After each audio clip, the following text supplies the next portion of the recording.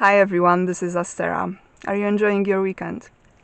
Here in the UK, the temperature has gone down comparing to the previous days, and it's not that sunny. Like at the moment, there is some sun, but in general, it's quite cloudy and it was raining. We had a few showers in the night and also in the morning, so the weather is not that flattering anymore as it was to be earlier this week, so that's why I'm in my car again. Today I want to talk a bit more about the topic that I posted about this week, and it was about dating when you're an expatriate and you live in a foreign country. Dating, meeting new people, making friends can be quite difficult for many of us, even if we live in our home country. And that can become even more challenging when we change the social and cultural environment and we move to a completely different place in the world. And that's quite understandable because there is a different culture. We also meet other expatriates who come from even other cultures. And people have different norms, people have different expectations about social interactions and relations. There are different standards, there are different behaviors that are involved in dating or making friends, and we can be quite confused and stressed, and we can feel fear. Because we, human beings, we feel fear when we don't know what to expect in different situations, when it's quite surprising to us what is happening around us, when we don't know what to expect from other people that we are engaged in some sort of interaction or social exchange. And then we can feel fear. And our body, our system, when we feel fear, it either fights or flights. But in social situations, we are not really going to fight. We would rather remove ourselves from those situations, or even better, some of us would make a choice to completely avoid this kind of situations when we need to interact with other people, meet new people, make friends, or try to have a date. And that's not that difficult to imagine, that it can be challenging. But with fear of dating, making friends, meeting new people is the same as with any other fear that we have. If we allow this fear to take over and we can't do anything about it, or we think that we can't do anything about this fear, we will stay in our comfort zone and we will never progress.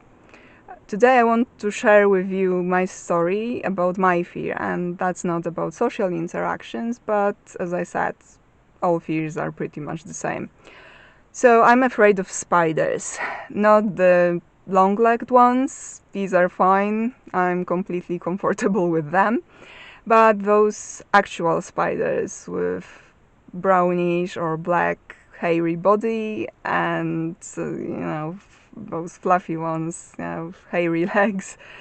Those that you can quite often see somewhere at home, either attached to the walls or hanging from the ceiling or running freely on the floors. And I've been afraid of spiders for the majority of my life, and when I saw one somewhere, I needed someone to help me and take that spider away, because I wasn't able to do it myself. I felt so much fear that I could stand 2 meters from the spider, which was somewhere far away in the corner, and I was so petrified that I couldn't even move. I could just scream and try to get someone's attention to come and take the spider away.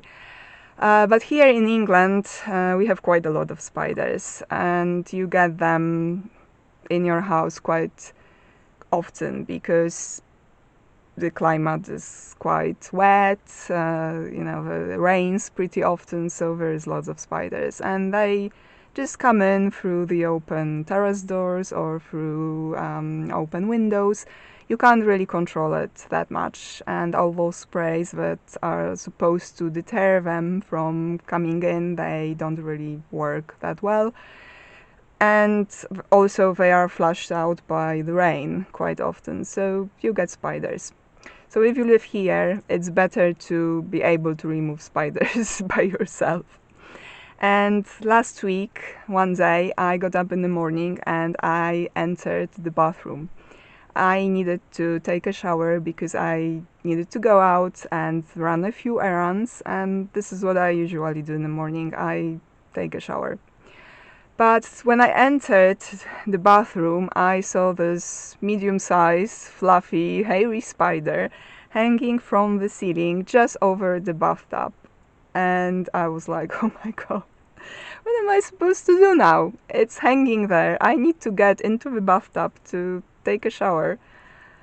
Oh, and I just thought, well, I can't have my shower today. But of course, that wasn't the option. So at that point, I've decided to face my fear and to remove the spider from the bathroom myself. So I took a plastic cup and I did as I was instructed before.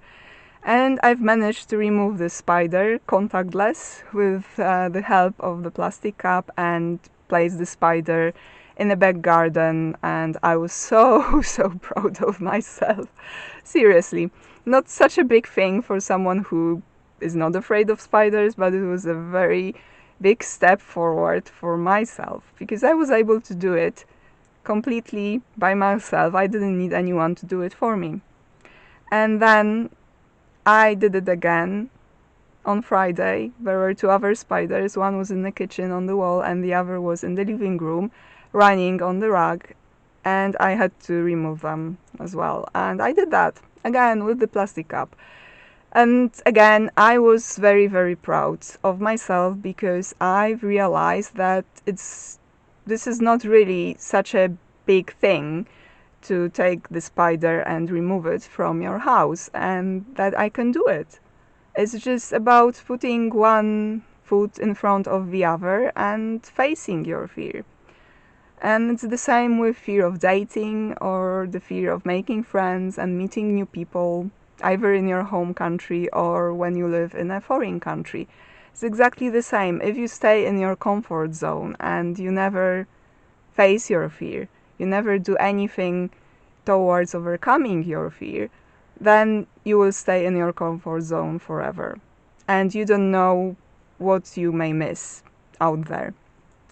I hope that this video is helpful for you and it gives you some advice how to face your fear, and that facing our fears is quite important, whether it's some sort of a social fear or whether we are afraid of something else, more tangible things like spiders.